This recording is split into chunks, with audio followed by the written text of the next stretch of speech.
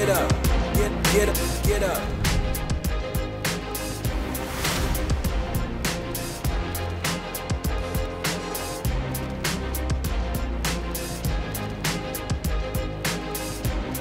What's up, Mets fans? Welcome back to episode 121 of the Mets'd podcast, wrapping up this short and quick series out in the Bronx against the New York Yankees. Did not go our way. It was not one of our favorite series by any means. Definitely a little bit different than the first time that the Mets and Yankees played this year. So we're going to go over this game, talk about it a little bit. The boys were at the stadium for game 2, along with producer John. So the boys had a night out. We'll talk about our experience there. We got some good TikTok content. We're just going to kind of have a little bit of a more casual episode. Like, not a whole lot of notes here because these games are relatively straightforward, and I think it's a little more narrative-based right now than really statistical basis for this one. So if you guys are enjoying what you're seeing here, make sure you follow us on all our social media at Mets'd. That's going to be on TikTok, Twitter, and Instagram. If you're looking for the YouTube video, go over to the New York Mets YouTube channel. Go subscribe over there. You'll be able to watch us. And if you're listening to us, Apple Podcasts, Spotify, Google Podcasts, Odyssey, wherever you find your podcast, drop us a rating, drop us a review, and download the episode so you don't miss out.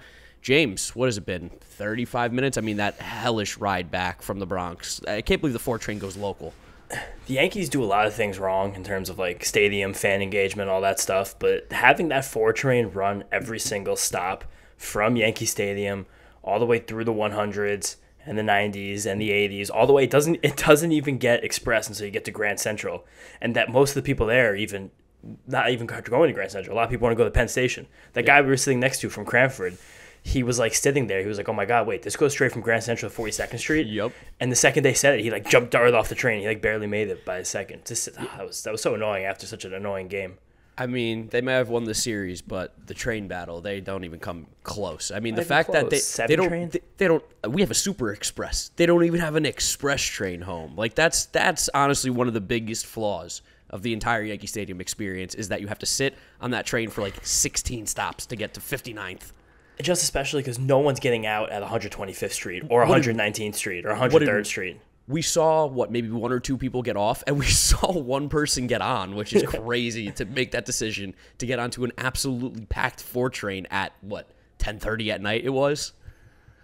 It was very annoying. I was just going to say something else about it, and I lost it about the train. Oh, and also the fact that that whole train ride's underground. When you go home from Citi Field, you're on your phone. It's a leisurely ride. Oh, it's great. You're just sitting there, you're just packed in with people, sweating. You're like, I just can't be it. This just really can't be it. The Mets do it right. Mets do it right. What else you want to talk about here? The series stuck. The Mets didn't lead for 1 second this series. You realize that? Yeah, that feels right. That feels like a correct statement, and I don't think you're making that one up. Yeah, just from the start, had a weird feel, and honestly, I think watching this game, I think the Mets just looked a little bit tired from their long road trip. I mean, they've played some strenuous games against the Braves and the Phillies, 2 division rivals, and not that the Yankees aren't a rival, but it's a little bit less important than playing the Braves and the Phillies at this point. Long road trip, the doubleheaders, the 4-game series, like this and that with the travel. Have they had an off day during this road trip even? No, the Mets' last off day, I can't even remember when it was. I'm going to scroll their schedule now and find out. I think also the emotional drain from that Sunday win. And it was like a 7-hour day. Like, it was such a long Sunday as well. And that series began after playing a night game, a draining Thursday night game in Atlanta, then going straight to Philadelphia for 4 more games. And then the doubleheader before the long game on Sunday. Like, it's just been a very, very, very long and strenuous and kind of like just exhausting road trip for the Mets. And I'm sure these guys are super excited to not do anything tomorrow. The Mets' last off day was Thursday, August 11th. So nearly 2 weeks ago. That's crazy. And they had a doubleheader mixed in there too. And in that time, they played 4 games against the Braves, 7 against the Phillies, now 2 against the Yankees. That's an insane stretch. Yep, it is an insane stretch. I can't believe the schedule us this way to do it. But complaining about the schedule is a little bit fugazi. The Mets did everybody lose. Plays relatively the same player or teams, I should say. And especially a lot of this is baked in because of missing those first 2 weeks because of the lockout. The Yankees just played better than the Mets this series. Like, the Yankees were able to do things that the Mets weren't able to do. One of them was Aaron Judge hitting 2 home runs. The Mets hit 1 home run this series. Aaron Judge hit 2. That's a big reason you find a way to lose these 50-50 games. Also, massive shout out to Clark Schmidt for just dogging the Mets for the last 4 innings almost. Yeah, you were trying your hardest to use the Shiano jinx on him. Like, he came into the game, you're like, he's so good, and I was like, wait, Say it again. What is it? He's good? You're telling But me? see, Like, that was kind of on you. You tried to go there too much. I was being really honest because I do love Clark Schmidt just like as a pitcher and as a prospect. Like he's a really fantastic guy. He was good. If he's really good right now, just with like the sinker slider combination with a little fastball. If he can ever get his changeup along, or I guess he's got a knuckle curve here now. I'm seeing on Savant, a slider, fastball, sinker, knuckle curve. He only got 3 whiffs. That is one of the most shocking things I've seen all night. I feel like the Mets like put up, I want to say, better at bat. This game, especially like game 2, it was such a weird game because like the at bats and there's chances it felt like almost every inning. Like there was a little bit of a lull when Montas got into that rhythm, but at the start we had guys on first and second. Towards the end we had guys on first and second. I mean, we ended the game with the bases loaded. So there were just so many opportunities, and it just felt like this series in particular, the Mets sometimes, like, I mean, we've talked about it in the past before, but like the way that this offense is built, especially where it's not live and die by the home run, sometimes those hits just aren't going to drop. Like the Francisco Lindor one down the line that went like an inch foul. Like sometimes it just doesn't fall. I think the Mets left a man in scoring position in like 5 of the 9 innings, if not more than that. That's just top of my head. Just trying to scroll through now. That's 1, 2, 3, 4. And there's a lot. How many double plays? I felt like they hit into a lot of double plays too. Which, like, I think again, just this is everything in this game just felt like it showed signs of just like exhaustion, like double play. I mean, like, and then we saw some something of concern too was when Dan Vogelback hit that ball in the 8th. Was 6, by the way, 6 innings. The Mets left a runner in scoring position. In this game. Yeah, but that double play that Vogelback hit late in the game, was concerning a little bit too because of how he was running. Yeah, he was not running well whatsoever. It was a very slowly hit ground ball that almost any other player in baseball beats that out. But just, I mean, Vogelback though, him running is not really, I would say, that big of a point of concern because he's almost never going to play the field, and you just kind of want the bat in the lineup anyway. And him like not being able to run didn't matter on Tuesday. No, that was Monday. Monday. I can't believe the series started on Monday because he hit the big home run, got them closer there. He had a chance to do that again, but that weird ground ball. That was also a weird situation where Aaron Boone had an opportunity to go to a left-handed reliever rather than leave Schmidt in the game. I saw a lot of Yankee fans before that happened getting upset about it, and I also think my dad texted me saying that Keith and Ronnie were talking about that was a missed opportunity for him, but then we talked through it a little bit at the game of like maybe it wasn't necessarily the wrong move to leave in Clark Schmidt because, what was it? We said that if you bring in a lefty to face Vogelback, the Mets bring in Darren Ruff. Yeah. And you probably like your odds with Dan Vogelback better because of the double play opportunity. Just that if he hits the ball on the ground anywhere. It was first and second, nobody out. Like, the only thing you want there is double play. So I think you kind of it worked to perfection for them. And then we had Jeff McNeal next. McNeal's just been so on fire. I don't know if a lefty versus a righty is going to really do anything to stop him. Even to today, he had 3 more hard hit balls. Guys average up to 321, 838 OPS. Dude was roping. I mean, the Mets had some hard hit balls too today that just like found gloves, like Brandon Nimmo with that 396-foot fly out, that line drive he hit to Josh Donaldson at third base. Like similarly to the Benintendi one that fell, it just didn't fall for the Mets. Like their guy was in the right spot at the right time.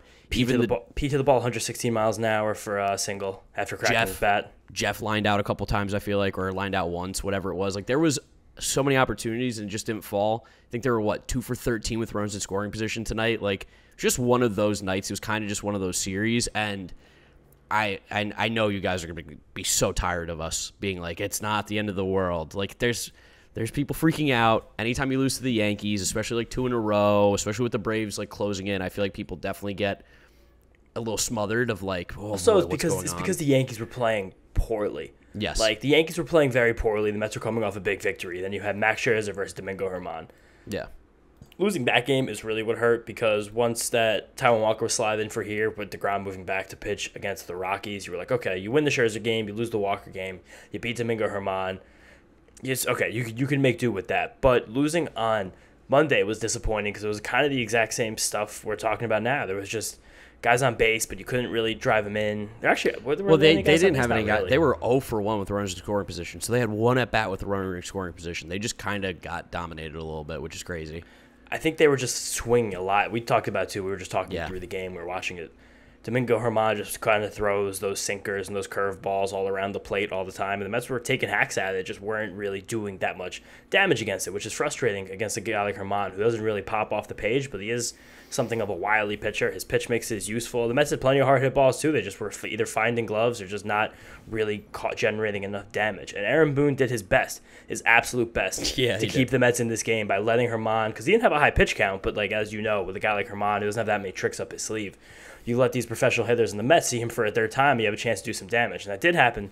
Third time Mets got around the order in the 7th inning, that Vogelback home run we mentioned, and where there were all those moments where we got to 3-2, and you felt like, okay, the Mets are going to make a run, the Mets are going to make a run, the Mets are going to make a run, and then the Yankees just score the Yankees score the run in the bottom of that inning. When a team does that, you really feel like deflated. And they did that, I believe, a few times tonight. But even this game yesterday, Domingo Germán allowed 1, 2, 3, 4, 5, 6, 7, 8, 9, 10 hard hit balls in 86 pitches.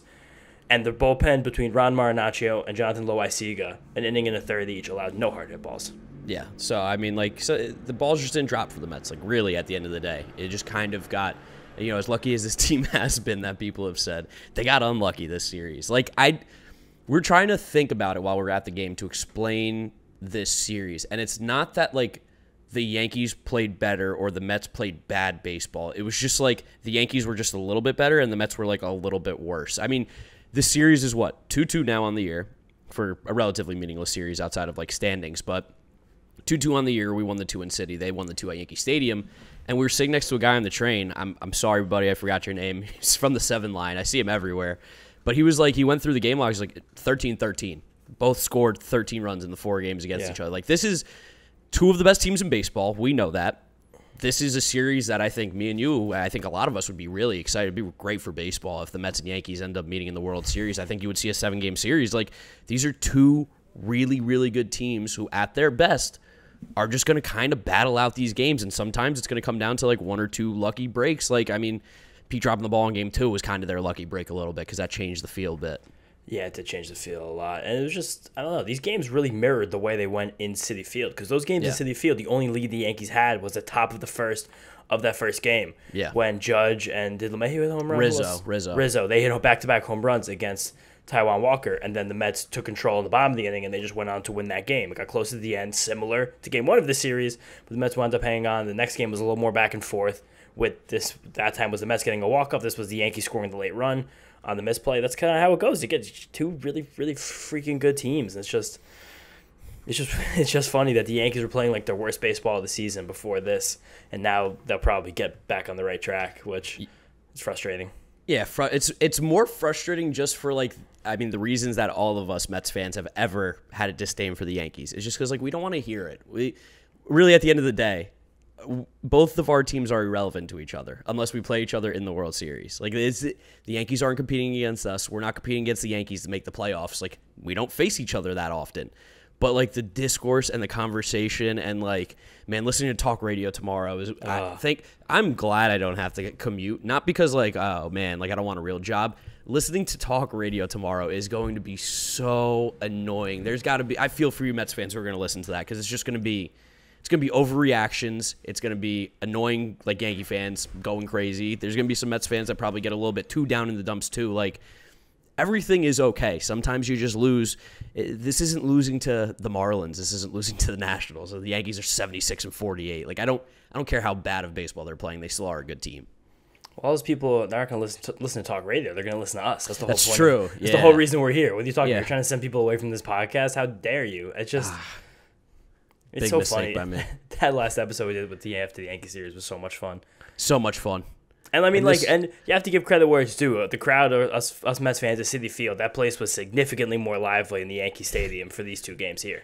Well, yeah, I mean, even Buck said it himself. Buck taking a rare shot at the Yankees. Buck's usually pretty quiet, but he said, yeah, it was almost like Citi Field, right? Or I think he said, like, yeah, it was a little bit like Citi Field, but we were louder, which I agree with. The only thing that really Yankee Stadium does that's louder is just simply play their music, and that I'm not going to curse, but that effing siren is like, it's anxiety inducing. Hanging out in Yankee Stadium is not an enjoyable experience. I'm not going to lie. Like, the only thing they do well are the bars outside the stadium before the game, and that's not even Yankee Stadium, really. But those bars don't even really do it well anymore, because I think those bars have realized that they're relatively well, but now they just basically charge more for drinks than inside. I couldn't even believe. You guys want to hack if you ever go to a Yankee game, just go inside and drink the beer. It's way cheaper.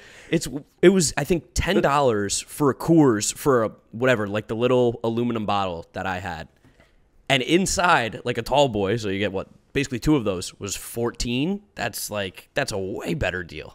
A White Claw, 12 fluid ounces, was $12. That's what bar? We had Stan's or Billy's? I don't even remember. That was Billy's. That was Billy's. That was Billy's. I mean, they're both fine. Just the idea of having a bar outside the stadium is so novel to Mets fans. That's like such a joy to do.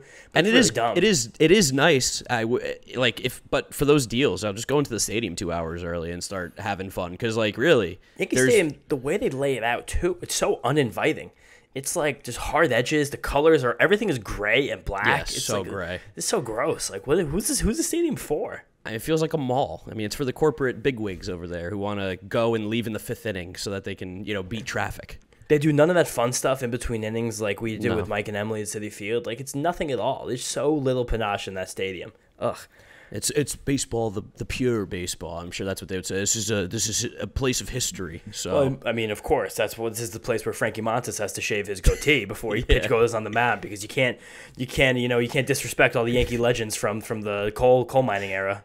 I heard an interview from Jordan Montgomery this week talking about when he was with the Cardinals, or now that he's with the Cardinals, talking about what he would do about his facial hair, and he said that basically Hal or somebody up top will just look at the players and be like, that guy needs number 50.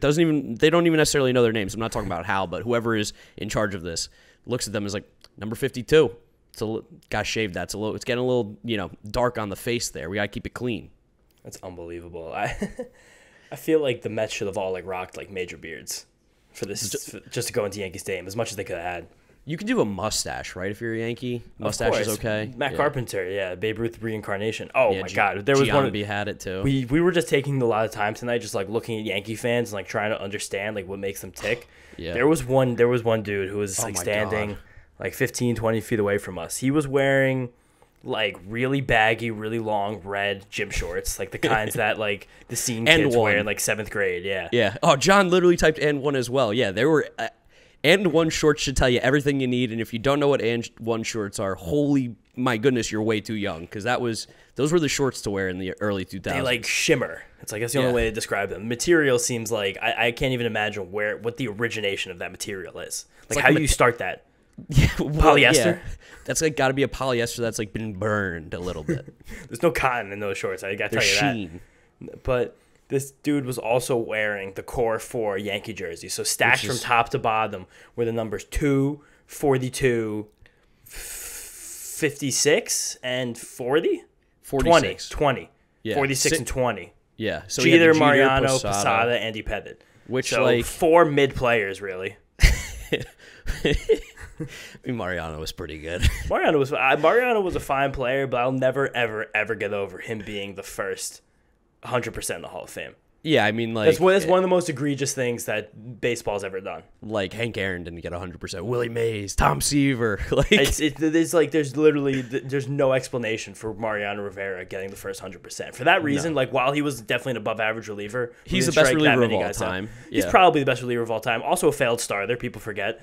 But to get 100% of the voting for only pitching 3 innings a week for your whole career, are you kidding me? What a joke! All of those writers, how could none of them I figured that when the writers were doing the Hall of Fame and someone was a lock first ballot, everyone got together and was like, who's voting no? Yeah. Because you have to do that. Griffey didn't get 100%. Yeah, you said it. Hank Aaron, Willie Mays, Frank Robinson couldn't even get in for years and years. Anybody who's in the Hall of Fame. Ted Williams didn't get 100% of the vote.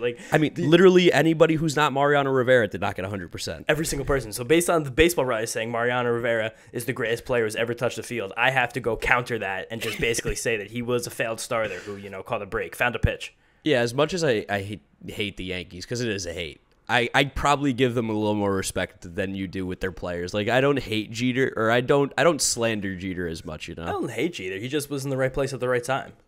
A singles hitter with a bad glove. Good for him. True. I mean, yeah. Could you imagine? He was really good at it. No, he was so good at hitting singles and making errors. Could you imagine, what's the equivalent to, Derek Jeter in accounting? It'd be It'd just be like it'd be like a dude who just like hung out like a sea-level firm in, Central Arkansas. That's it. Wait, you didn't even finish the story about this guy who was wearing these jerseys in the and one. So this guy's and one, the core 4 jersey. We've set the scene here. All the patches too, by the way. Yeah, tons of patches. Adam Ottavino comes in the game, and Adam Ottavino, I didn't realize was like a hated figure by Yankee fans. Which, like, they traded him. It's not like he even left. And then, like... But that wasn't it. We know that wasn't the real story. Yeah, so if you guys remember the Esti-Met that we gave before, that I just crushed Marc again. So bad we have to change the rules this time. Yeah. It was the boos out here at Yankee Stadium. The only audible boo, because, of course, the Yankees won 2 games. They played good baseball. Was when Adam Ottavino came in the game. And we're like, why are they booing Adam Ottavino? And then this guy started screaming something we all realized. That they hate Adam Ottavino because he said publicly 3 or 4 years ago that he could strike out Babe Ruth. Which is a factual statement. Subjectively, one of the truest things I've ever heard. I mean, I think anyone could strike out Babe Ruth. I think if you rag on the mound, we can give Babe Ruth a run for his money.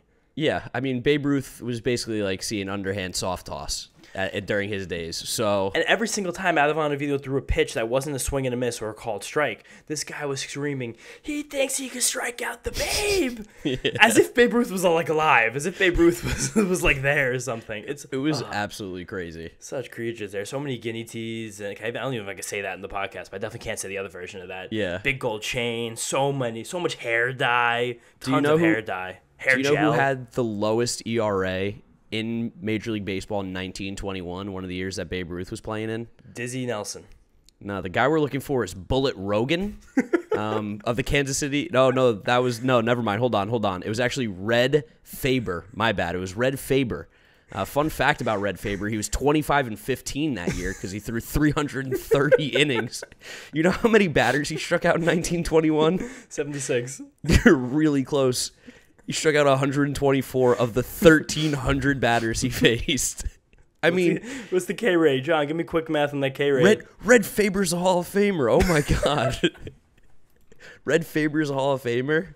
That's crazy. Babe Ruth, one of the greatest players of all time. He's playing against studs like Red Faber. You got Bill Doak. He didn't play the National League, so no Bill Doak love, I guess, for Babe Ruth. But, I mean, some of these names that I could throw out. Man, the American League had bad pitching, too. How about George Modric? Was he on the Yankees? He was on the Washington Senators.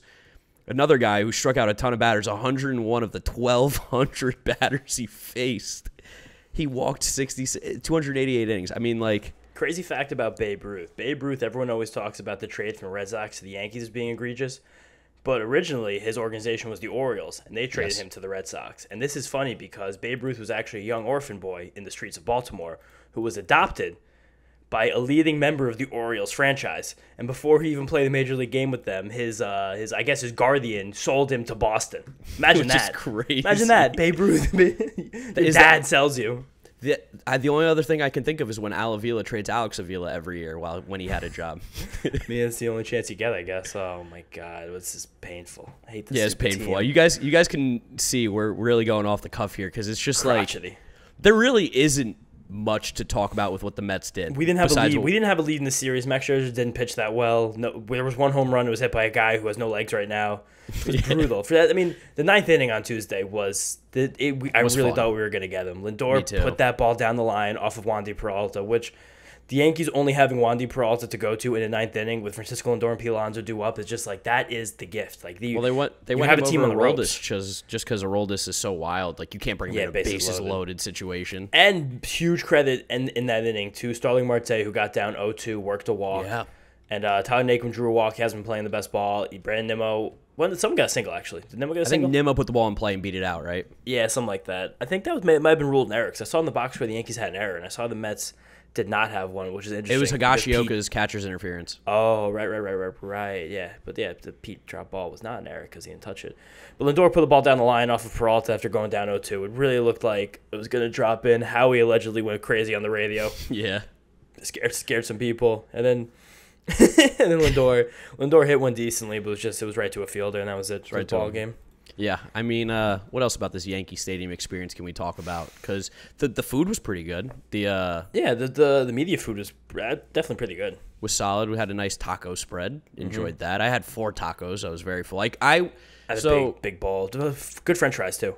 Great French fries. I don't know if you guys have seen this. If you haven't, you probably just haven't been on social media much. But there was a guy at the Monday night Mets-Yankees game who did one of the most egregious acts I've ever seen, and it was caught on video, which makes me sort of skeptical whether or not this was planned or not. But this dude bought a glass of beer, because for some reason he didn't buy a can, but to figure out why. Bought a nice cup of beer. Is that how you say it? You say a cup of beer? I just say a beer. He bought a beer. Okay, he bought a beer that was in a cup, not in a bottle, or in a can or a bottle. He also had a hot dog with him. He also had a straw with him. And in this video, you see this man who is wearing, like, winter clothing, by the way, and a plaid Yankees hat, which is insane, take his straw and stick it in the middle of the hot dog, long ways, so, like, you know, not splitting in half, right down the middle, and core it out, then dip the hot dog into the beer and use it as a straw to drink his beer, which that clip was everywhere for almost 12 hours straight. It had 10 million views as of like 5 o'clock today, which is crazy for less than 24 hours. Also, as he was like digging into his hot dog with his straw, he was putting the end of the straw in his mouth so as not to waste those bites of hot dog, because I'm not going to waste valuable hot dog bites. Not also, animal. I mean, he is animal. Thinking about this logically for a second, it's kind of not that easy, I feel like, to get that straw straight through the hot dog. That's precision. That's what I mean. Like, you're risking the integrity of your hot dog there. And that's a guy who's done this before. Because for sure. He did not falter on Is that the right word? He did not falter on sticking that straw on the hot dog. It's also just like a weird thought to think that like a man just like bought a hot dog, takes it out of the bun, playing with it, puts it in the beer, and then starts like using it as a straw is so insane, because you're having the beer travel through a warm hot dog. Like, that can't be. Warm beer is awful. It's got to get so like foamy as it's traveling through the hot dog. It can't be a good experience. I wanted to try it today, but I had the 4 tacos and I was full. There was also a comment underneath that video that said someone, and this could be a bold-faced lie, of course, but the guy it was like top comments that got tons of likes. So some guy said he used to like work with him, and he said, again, this could definitely be a lie. He said this guy had done this before, which I assume that's true, but I also will not assume that person is telling the truth. Yeah, I really wanted to do that today, but with the Mets losing and the fact that I was full, I think I decided not to give it a try for myself. But maybe one day I will give it a shot, because I don't think I'm ever going to be able to get that out of my mind.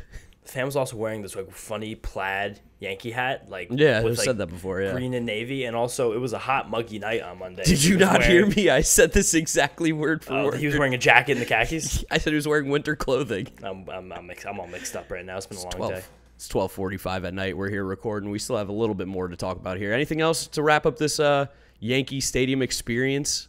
I mean, just again, the stadium's not a very inviting place, I would say. It's just it's weird. It's the way they organize standing room is weird too, because there's not that many places you can actually see the game from standing room, and they sell plenty of standing room seats, and they create these like white brackets that fans just pile into. It was a bizarre situation. Yeah, I think it's just weird. Gotta shout out our boy Vic. We found like a nice little enclave of Mets fans behind home plate and standing room. Our boy Vic came from Connecticut completely alone to this game. That's goated move. Dead solo. He was hoping to see DeGrom. Disappointed that he didn't pitch, but we were just chilling with him for innings and innings. Talking to him, gave him a Mets up sticker, put it right in his shirt immediately. Yeah, that's our guy. That's a gamer. I hope to see Vic at a Mets game soon. And Vic, I hope you listen to this. If you do, get in contact with us on the Mets'd Up Twitter. You're a legend. Also, shout out to another friend on the other side who just had mustard all over his face. Who was spitting in our producer John's eye, trying to talk to him. Did you see the hot dog he was eating? It was basically just bread with mustard. Just like covered his face. We were talking for like an inning, and we're like, dude, you got a lot of mustard on your face. He was like, oh, my bad. So much mustard. And then he takes his hands and wipes it off. No, that goes. It's like, thanks, guys. Appreciate it. Like, I mean, if I had mustard on my face, I would never eat mustard because it's awful. But no, mustard's not bad. All mustard? You hate all mustard? Don't like mustard. There's like 75 different kinds of mustard. You can't hate them all. Don't care for mustard. Don't care for ketchup. Dijon? You don't care about Dijon? No, I don't know. Dijon. Mike Dijon is the only mustard that I'll ever speak about. That's crazy. Remember him? Remember Mike Dijon? The name sounds familiar. It's a 2000s Met. Yeah, of course John does, but he played with the Mets for a little bit, maybe like a year. Isn't it crazy that there's only one kind of ketchup and there's like hundreds of kinds of mustard? There's spicy ketchup now. But I mean, that's not real. It hasn't caught on. I guess. I don't know. And both of them are awful.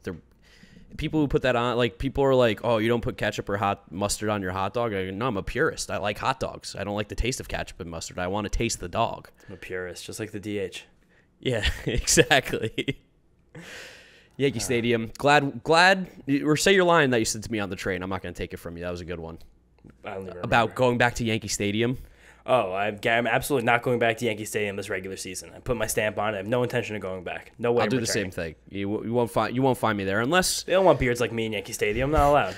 Unless we match up with them in the World Series. That's what I mean. That's why I said regular season. I said you said regular season. Regular season. Okay. But I mean, you know, Mickey Mantle roll over in his grave if he saw facial hair like this. He'd want me deported out of the country.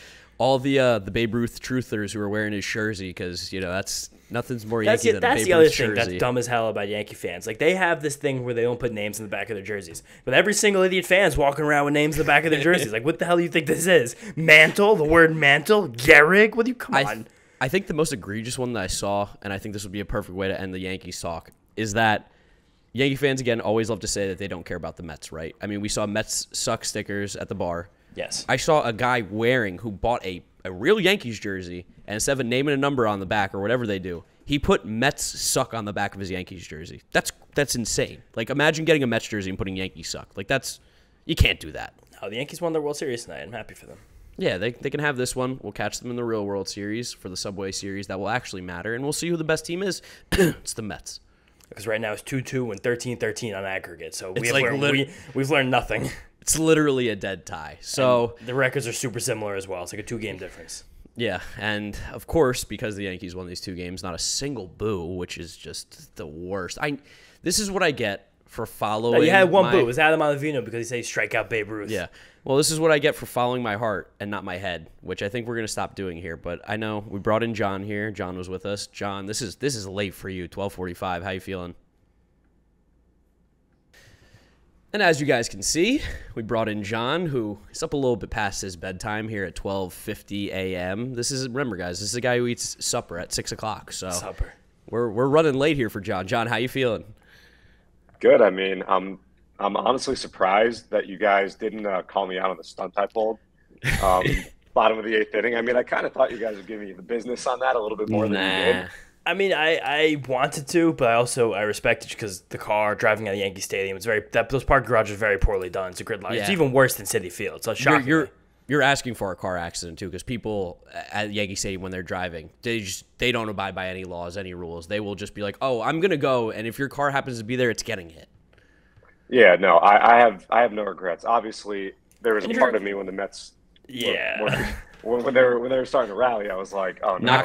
Not gonna lie, I thought for a second, I was like, was John the mush? Like, well, because Marc actually also wanted to leave with 2 outs in the 9th, and I was like, hold up. I did say that. And then we had a little rally. There's no advantage at that point other than, like, I guess. That's exactly what I said to him. I was like, this doesn't matter. We're not leaving. Yeah. I at least, because I've experienced the traffic out of Yankee Stadium. It's like one road leads, in my case, to the GWB. I was headed back to Jersey. And, like, if you don't beat the traffic, forget it. So it's like an hour extra. Yeah, exactly. So I'm happy I did what I did. Obviously, great night. I definitely want to shout out, piggyback on James, Mr. Mustard. And also, I'm going to shout out James for being a good guy. Yeah. To going up to a random stranger. Like, it's not your cousin at a barbecue. Like, he goes up to a random guy who's, like, trying to high five every time a Yankee throws a ball. And James is like, yo, by the way, dude, like, you got some mustard. And as this dude is saying thank you, hits me right in the middle of the eyeball. And you were having a rough eye night too. You had the eye drops out. I did have a bad eye night. This didn't make it any better. So, but he was passionate, and I respect the hell out of that. Oh, for Mets sure. fans were definitely loud tonight. Like, the second the Mets got anything cooking, Mets fans were going nuts. So yeah, we were trying to figure out what the split was right before the game. I think it felt pretty 60-40ish, maybe 65-35 at worst. No, there was a good showing of Mets fans, and they were loud. A lot of "Let's Go Mets" chants, which was great. Like, especially in the area that we were in. It's also weird because Yankee Stadium is so cement and concrete that, like, everything just the like whole thing is cement and concrete. It's unbelievable. It's just bouncing and booming off of everything, so you don't actually know if it is loud or it's just because you're, like, trapped inside of this concrete cave. it was definitely loud, especially the Mets fans. That was cool to be a part of. But the worst jersey I saw by far, and we were looking all night. Yeah. Was a Yankees Randy Johnson 51. Yeah, you hated that one. Not Melky? Melky was cool. I like the Melky. And see, for me, like that's where you need the name on the back because 28 could be anybody. Like Joe Girardi wore 28 with the Yankees after they won. So when you put the name on the back, that's me being like, wow, okay, that's the intent of Melky Cabrera. That's cool. It's just 28. It's tough. You get sneaky with it a little bit, yeah. Can I tell you guys a stat right now that Steve Gelb just tweeted, just to interrupt? Yeah, hit us with it. The Mets just finished 27 games in 26 days, and they went 18-9. That's a really good stretch. Yeah. That's a really sick stretch to go 18. Any stretch of games, 18-9. You sign up for that every time. And now 20 of the next 23 are against teams under 500. So Love that. And that's exactly it. That's exactly it. That's what this game presents you, the opportunity to bounce back. You know, to have an off day on Wednesday, and then we're right back at it with a 10-game homestand. Johnny Hemingway. Little R&R, rest and relaxation tomorrow. That's absolutely right. Real quick, last thing on the jerseys, James. Both of you guys, I know, are just. We saw a guy wearing a Rafael Montero jersey. Oh my God! Yeah. And I'm like, yo, Rafael Montero. No, you didn't say that anymore. You just said sick jersey. Yeah. Okay, I did. In my mind, I'm saying they don't make this anymore. I did say sick jersey. It's a bang bang thing. You make your comment, you keep walking. We're on like 161st. And he goes, thanks, man. And he points to the back and he goes, Jesus. Jesus Montero, former Yankee catching prospect. Traded for Michael Pineda. Traded for Michael Pineda. He was never once associated with the New York Mets organization. No, not once. And if you guys don't follow us on Instagram, the reason we like talk so much about these jerseys is because we do a little thing on our story whenever we're at games where we do #threadhead, and we just look for kind of out of place, a little bit wacky jerseys like a Rafael Montero. I mean, that's the first Rafael Montero jersey I've ever seen in my life. Absolutely. So we take those, post those pictures on Instagram. So if you guys have any crazy jerseys, make sure you come up to us at a game because we'd love to put you on Instagram. I think we've seen some crazy ones. I mean, like Buck is a classic of just like, man, you got a Buck Shaw, a manager jersey. I saw Terry Collins tonight. He couldn't snap a pic. It was in the bathroom, so I thought that'd be really weird to take my phone out. TC, huh? Yeah, Jay Payton. Jay Payton's a good one. Buck Showalter, not Buck Showalter, Billy Buckner with an 86, number 86. That was absolutely ridiculous. Creative. Yeah, very creative. Jason Williams, White Chocolate. Yeah, White Chocolate was a good one. If you guys ever have good jerseys at the game, make sure you hit us up. And also just because we're not that creative on Instagram, so this is the one segment we're sticking to because we just forget to do things on there. We like to be in the moment. We're not on our phones like we're that. super in the moment, guys. Yeah. Obscure jerseys are Rafael Montero is a wild obscure jersey. Oh yeah. I've never seen. That's probably top 5 for me. Like I think I once saw Rob Carson. If you guys remember Rob Carson. Rob Carson, yes. Yeah. Wasn't it Roberto Carson? Didn't they call him that? Roberto Carson. I think it was just Rob. Okay. But anyway, his Twitter handle was like Rob Carson will do. He had a cup of coffee with the Mets. I think in like 2009 or 2010. But I saw Rob Carson at Citi Field recently, and that blew my mind.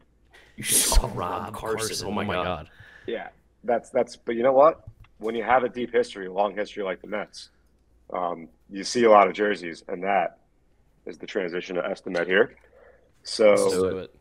All right. So the new rule that Marc alluded to, and I think they're just going to kind of even the playing field. I'm too good. I'm the Kareem Abdul-Jabbar James is too good. of Esti-Met. You got to change the rules on me. Who was someone that Kareem Abdul-Jabbar played against that was like his competitor? I don't even know who played there in college. I don't even know who was playing college in the 70s. Change the games for guys like me, Jerry West. I don't know. Does that feel right? Maybe. Who's in college? Like who even? Those UCLA teams won like 70 games in a row. I don't think it mattered who they played against. John Wooden, the GOAT. Legend. First practice every year. Taught them how to tie their shoes. Hey, listen. Made everyone take their shoes and socks off, and then you put the sock on, you pull it up tight, you relace the shoe tight as you can, tie your shoes. Because if you get blisters, you can't practice. I'll never forget.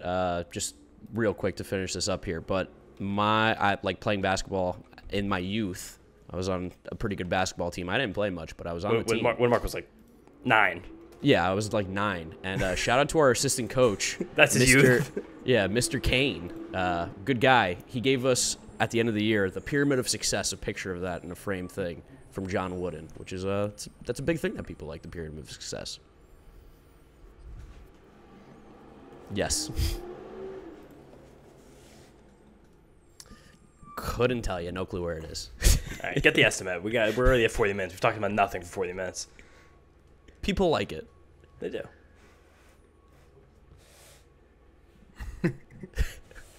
Yeah, you did come out swinging. I'm aggravated. Yeah, we know. All right, Esti-Met. So you guys have your paper and your pen ready. So that's I do. the I'm gonna throw it out at the guys, and they're gonna hold up their answers when I count to 3. There'll be no more. I say 7. You say 7. I'm gonna go 6. Undercutting each other.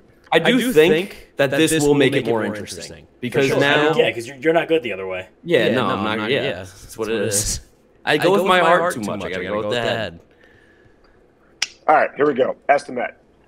I want to know how many total runs will be scored during the Old Timers Day game. Oh man. Oh, like the actual old timers. In the old timers game. How many innings are they playing? Orange versus blue. The plan is 3, I believe. 3. And is it going to be like an everybody hits type of scenario? What are the rules? It's baseball. Baseball. Like you need 3 outs. I believe 3 outs is. I believe that's what we're aiming for. Okay. Is it like a celebrity softball game where they're going to put an auxiliary fence and like make a small field on the big field? I don't think so. But I They're don't just going to know. be on the field.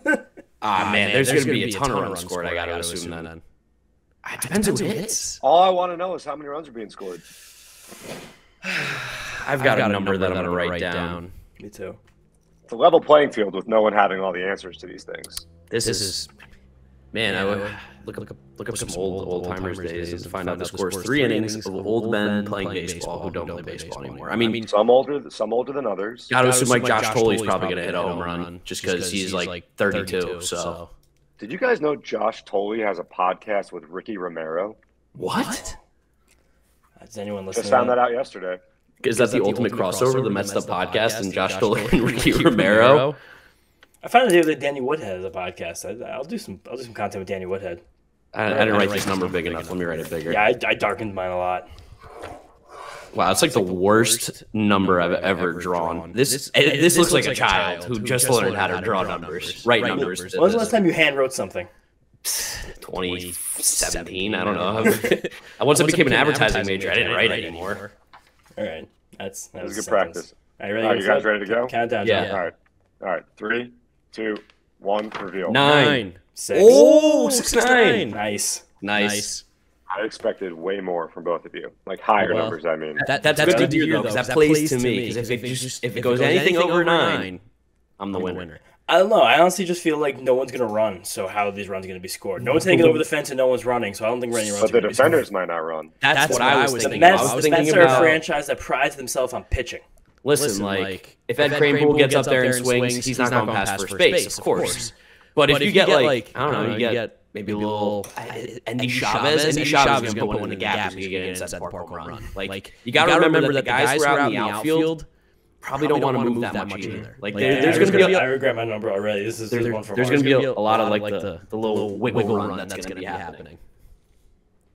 I'm going to look back time and stuff. Yeah, I'm kind of curious too. I mean, not that it has any bearing, but All right, so we put out a mailbag, and we got some questions here. Mike Piazza, this one involves him. He's going to be at Old Timers Day. We got a question that came in from one of the people. I can't find the question now. But the question was, who do you think would be more valuable to this 2022 Mets roster? Prime Mike Piazza or Prime Tom Seaver? And this came from Cabby_12. So, John, you'd be part of this too. Who do you think? I would go Piazza just because the starting pitching has been one of the biggest strengths this team has had all season. You have 2 aces. I mean, sure, what a third ace or a fourth ace, if you want to call Chris Bassett, who's been an ace since his bad outing in San Diego. Yeah, I mean, that's just the rich getting richer. But, I guess the one thing that this team kind of lacks, if I had to say anything offensively, is that power, that punch. Yeah. Mike Piazza's a 40-homer bat into the middle of your lineup. So for me, it's Piazza. But you can't go wrong with Tom Seaver, who should have been a unanimous Hall of Fame inductee. James, what do you think? I'm just taking Seaver. I don't know. I'd rather get the guy. I mean, Piazza's incredible, one of my favorite players of all time, but Tom Seaver's like a lock for like, I don't know. I mean, I guess maybe that Tom Seaver maybe isn't as good in this baseball. Like, am I getting the exact player? You're getting the prime, the best version of these players. So like I think maybe I will take Piazza then.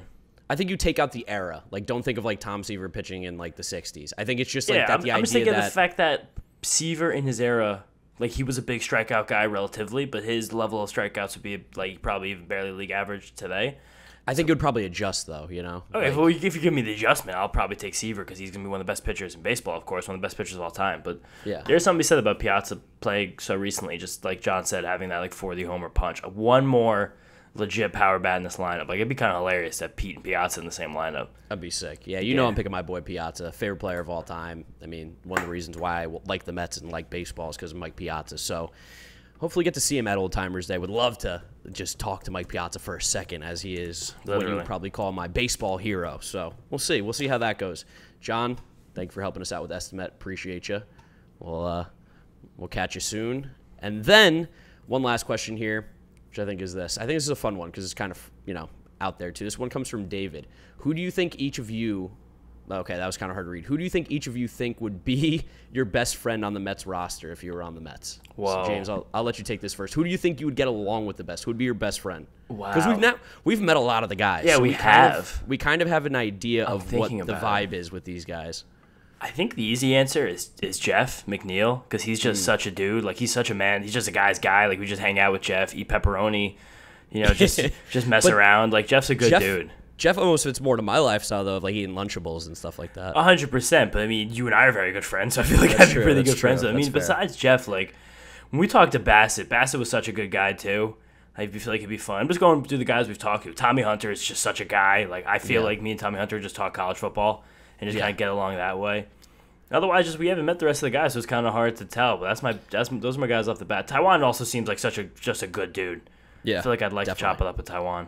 Yeah, I've had personal experience with Jeff, so he would be my pick. But I think Pete's probably Pete just likes to hang. He reminds me a lot of one of my good friends from high school. Shout out to Brad. But he just seems like a guy, like you said, who likes to hang, have a good time. There's that picture of him and eat wings. Like he'll sit down on Sunday and watch 6 hours, 7 hours, 8 hours of football with you and have a great time. He'll be into Red Zone. He'll be ordering food. He'll be telling good jokes. Like, he's just a guy. He's the life of the party, I think. And, I mean, that picture with him and Vogelback when they were getting coffee at the coffee truck, they're bros. Like, you want to hang out with those guys.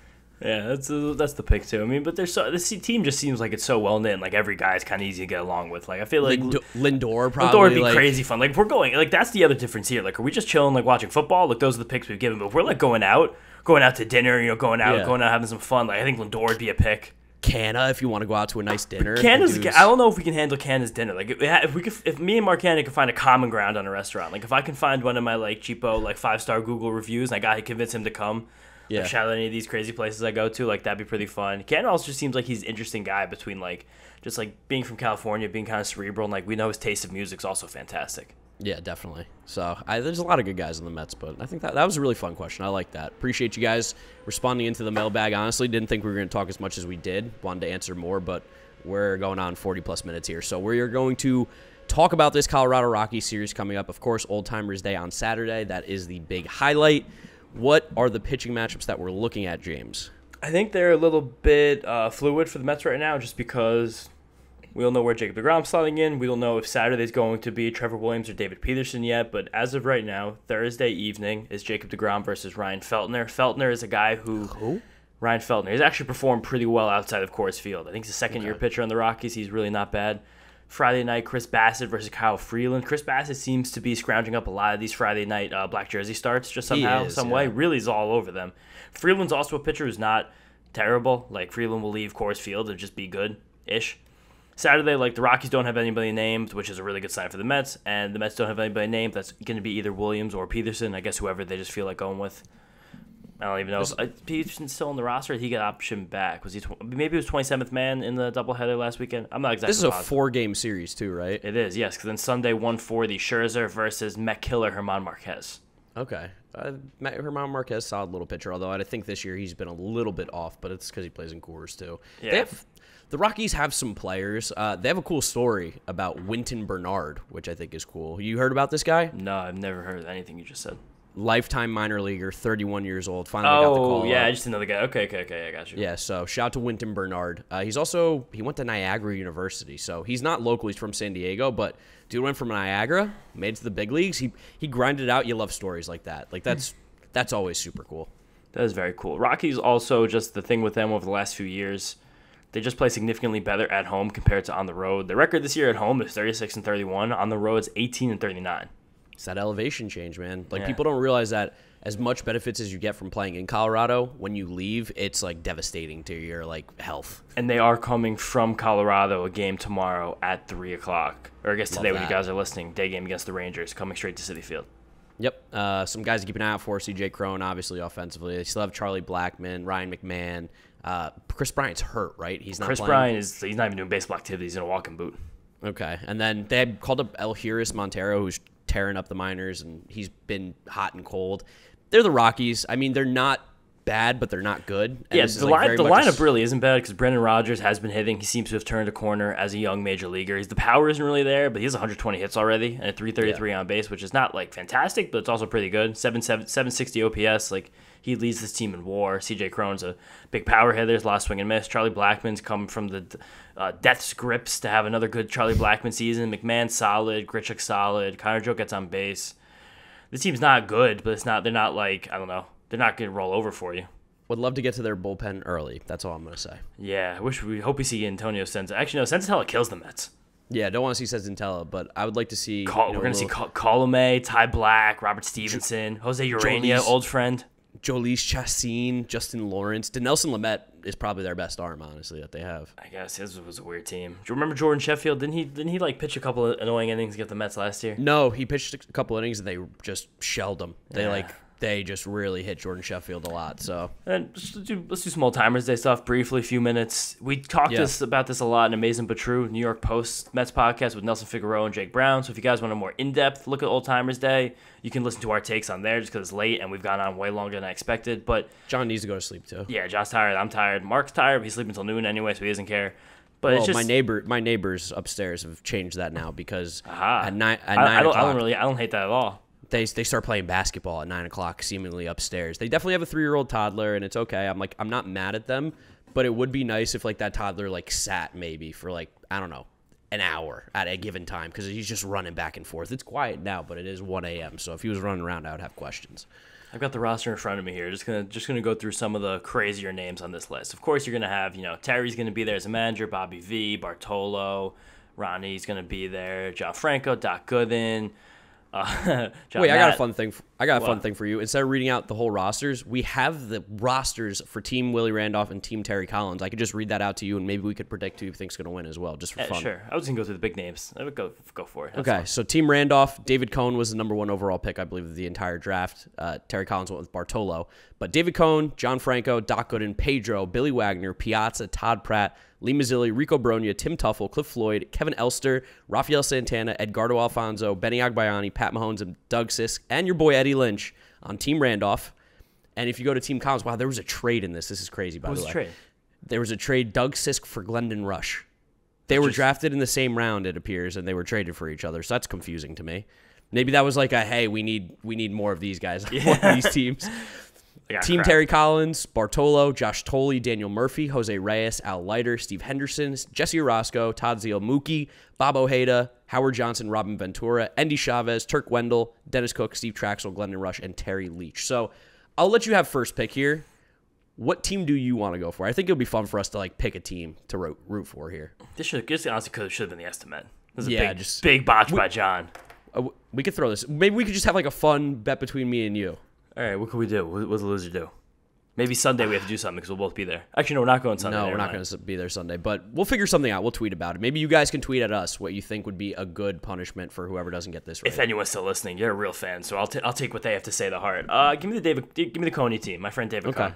That's good. I got Big Sexy. I got Daniel Murphy, Jose Reyes. I got some players here, and as John put in the chat, Zeal is the man to watch out for. I don't know. Why is that? Todd is he's in good shape. We saw him. We talked to him earlier before we were official with the Mets. So I like my team, Terry Collins. Hopefully we get a nice win and you do something because I'm clearly going to lose Esti-Met. We hope so. I mean, there's still like 12 series left, so I'm not out of the woods, but it's close. Anyways, guys, I think that's a perfect way for us to wrap up this shockingly long episode. We have a problem. We just like talking too much. But thank you for listening. We appreciate it. If you guys are not yet following us on all our social media, make sure you are at Mets'd on Twitter, Instagram, and TikTok. If you're looking for the YouTube video, it's on the New York Mets channel. Go subscribe over there. And if you're listening to us, which we hope you are, Apple Podcasts, Spotify, Google Podcasts, Odyssey, wherever you get it, drop us a rating, drop us a review, and make sure you download the episodes. It really does help us out. James, where can they find you on Twitter? James_Schiano. And I'm Giraffe Neck Marc with a C. Thank you guys for listening. Thank you for watching. And we'll catch you after the Rocky series. Peace out. Peace out, guys. See you next time. Get up, get up, get up.